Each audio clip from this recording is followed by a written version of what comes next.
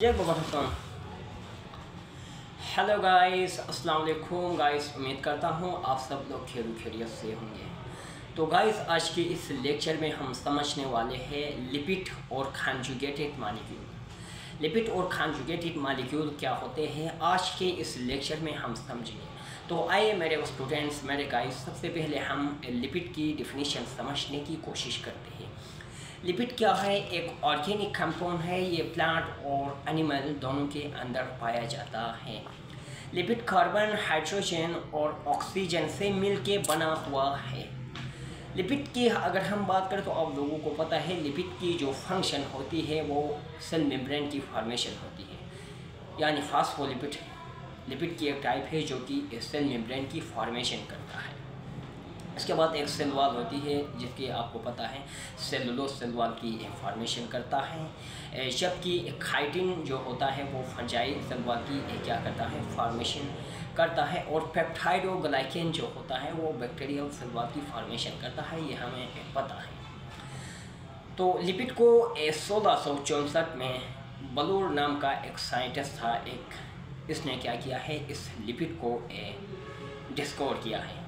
अगर लिपिड की हम बात करें तो कार्बोहाइड्रेट और प्रोटीन के मुकाबले में लिपिड क्या करता है, ज़्यादा एनर्जी प्रोवाइड करता है बॉडी को। वाई? कैसे प्रोवाइड करता है? क्योंकि उसके अंदर कैलोरीज ज़्यादा होती है। लिपिड के अंदर क्या होती है, कैलोरीज ज़्यादा होती है, जबकि कार्बोहाइड्रेट और प्रोटीन के अंदर 6 कैलोरीज होती है। इसके बाद हमारे पास जो लिपिड होता है, फैट होता है, उसके अंदर 9 कैलोरीज होती है। अब समझने की कोशिश करते हैं कैलोरीज क्या होती है। 1 ग्राम वाटर के अंदर से टेम्परेचर को इंक्रीज़ करने के लिए जो हीट दरकार होती है, इसको कहा जाता है कैलोरीज। मैं दोबारा समझाने की कोशिश करता हूँ। 1 ग्राम वाटर के अंदर से टेम्परेचर को इंक्रीज़ करने के लिए जो हीट दरकार होती है, उसको कहा जाता है कैलोरीज। अब हीट और टेम्परेचर में क्या फ़र्क होता है, ये स्टूडेंट के जहन में सवाल होता है। तो व्हाट इज़ टेम्परेचर? बॉडी के अंदर से हॉटनेस और कोल्डनेस की जो डिग्री होती है, इसको टेम्परेचर कहा जाता है। टेम्परेचर को हम थर्मामीटर को इस्तेमाल करते हुए क्या करते हैं, टेम्परेचर को मेजर करते हैं। जबकि उसके बाद हीट क्या है, एनर्जी की एक फॉर्म है, जिसको क्या किया जाता है, कैलोरिक मैटर से इसको क्या किया जाता है, डिनोट किया जाता है। हीट का जो एसआई यूनिट होता है वो जूल होता है, जबकि टेम्परेचर का केल्विन होता है। अब हम लिपिड की हम बात कर रहे थे, तो लिपिड क्या होता है, हर जानदार के अंदर लिपिड पाया जाता है। क्या है? हर जानदार के बॉडी में लिपिड पाया जाता है।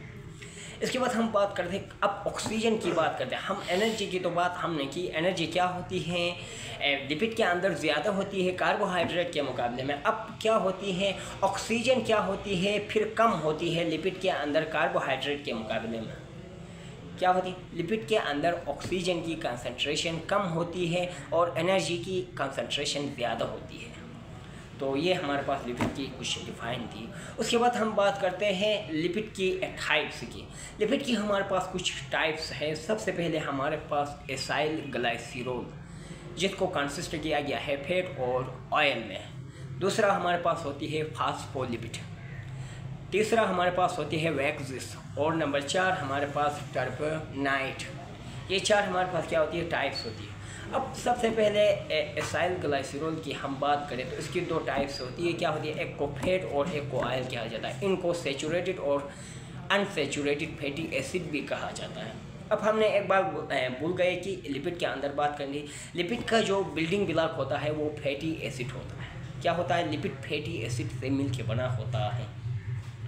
तो अब हमने बात की फैट और ऑयल में, अब हम फ़र्क की बात करते हैं। फैट की हम बात करते हैं, फैट हमारे बॉडी के अंदर जो चर्बी होती है, चर्बी, इसको कहा जाता है फैट। जबकि ऑयल क्या होता है, हमारे पास ये प्लांट्स के अंदर मौजूद होता है, जिसको हम इस्तेमाल करते हैं ऑयल, तेल। तो ये प्लांट से हमें हासिल होता है। इसके बाद हम इन दोनों के दरमियान क्या करते हैं, फ़र्क जानने की कोशिश करते हैं।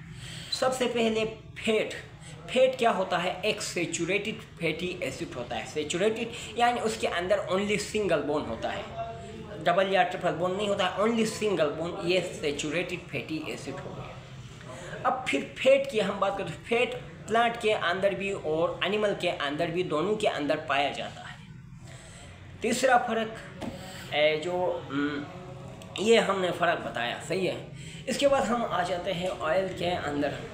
ऑयल में क्या होता है? ऑयल आपको पता है ये लिक्विड में होता है। एक बात और बताऊं, जबकि हमारे पास दूसरा क्या होता है? फैट सॉलिड शेप में होता है। सॉलिड शेप एक हमारे पास बॉडी के अंदर चर्बी होती है, चर्बी ये फैट होता है, ये क्या होता है? सॉलिड फॉर्म में होता है।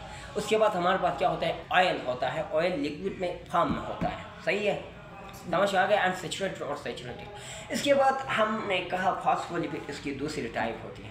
फॉस्फोलिपिड की फंक्शन हमने लिपिड की डिफाइन में बताया कि क्या होती है। ये सेल मेम्ब्रेन की फॉर्मेशन करता है। Cell membrane, what is cell membrane? The outer layer of animal is called cell membrane. या ये क्या होती है? सेल मेम्ब्रेन होती है।